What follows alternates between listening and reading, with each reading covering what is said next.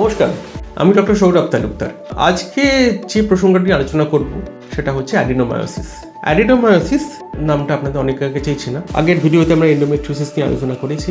Endometriosis যেটা হয় যে এন্ডোমেট্রিয়াল টিস্যু সেটা জমা হয় হচ্ছে এন্ডোমেট্রিয়াল ক্যাভিটির বাইরে অন্য কোনো জায়গাতে। যদি ইউট্রাসের মায়োমেট্রিয়াম অর্থাৎ মাসেল লেয়ারের মধ্যে যদি এন্ডোমেট্রিয়াল টিস্যু জমা হয় তাহলে যে এন্টিটা তৈরি হয়, তাহলে যে রোগটা হয় তাকে বলে অ্যাডিনোমায়োসিস।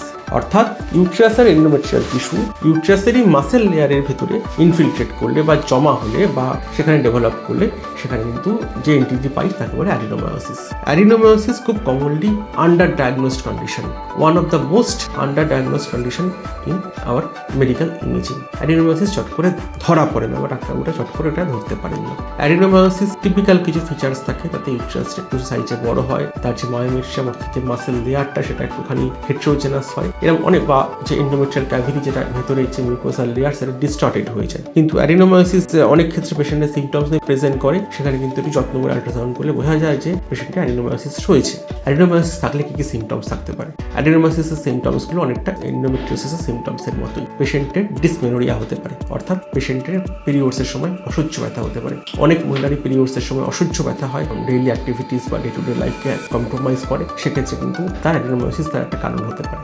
ডিসপ্যারিউনিয়া অর্থাৎ শারীরিক মেলামেশার সময় ব্যথা, এটাও কিন্তু অ্যাডিনোমায়োসিসের একটা লক্ষণ বা একটা সিমটমস। অনেক সময় মেনোরিয়া বা ডিসপ্যারিউনিয়া ছাড়াও ক্রনিক পেলভিক পেন বা নন সাইক্লিক্যাল পেলভিক পেন, সেটা কিন্তু অ্যাডিনোমায়োসিসের জন্য হতে পারে। অর্থাৎ পিরিয়ডসের সময় ছাড়া অন্য সময় তলপেটে ব্যথা, অস্বস্তি বোধ, সেটা কিন্তু থাকতে পারে। এছাড়া সাবফার্টিলিটি অর্থাৎ বাচ্চা আসার অসুবিধা বা বাচ্চা আসতে দেরি হওয়া, সেটাও কিন্তু অ্যাডিনোমায়োসিসের জন্য হতে পারে। তার অনেকগুলো ফ্যাক্টর রয়েছে, অনেক কারণে হতে পারে, কিন্তু অ্যাডিনোমায়োসিস কিন্তু তার ভেতরে একটা কারণ। কাজে অ্যাডিনোমায়োসিস ধরা পড়াটা কিন্তু ভীষণ ইম্পর্টেন্ট, ডায়াগনোসিস হওয়াটা ভীষণ ইম্পর্টেন্ট, যাতে তার ট্রিটমেন্টটা সঠিকভাবে হয়।